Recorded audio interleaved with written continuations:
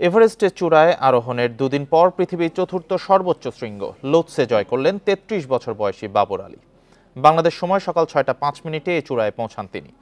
Mount এভারেস্টের কাছেই এ লোৎসেতে এর আগে কোনো বাংলাদেশি পৌঁছাননি। ওয়ালটন ফ্রিজ কিনে অনেকের মতো আপনিও হয়ে যেতে পারেন মিলেনিয়াল। সেরা পণ্যের সেরা অফার। কোনো বাংলাদেশি একই অভিযানে দুটি ৮,০০০ শৃঙ্গেও চড়েননি। এই লক্ষ্য পূরণ করে বাবর আলী নতুন রেকর্ড করলেন। নেপালের স্নোই হরাইজন নামের ট্রেকিং ও পর্বতাভিযান পরিচালনাকারী প্রতিষ্ঠানের তত্ত্বাবধানে এভারেস্ট ও লোৎসে অভিযানে যান বাবর। গত ১ এপ্রিল বাংলাদেশ থেকে নেপালের উদ্দেশ্যে রওনা হয়েছিলেন বাবর আলী। প্রস্তুতিমূলক কাজ শেষ করে ৪ এপ্রিল কাঠমান্ডু থেকে উড়ে যান লুকলা বিমানবন্দরে। এরপর পথ চলা শুরু করেন এভারেস্টের বেস ক্যাম্পের উদ্দেশ্যে।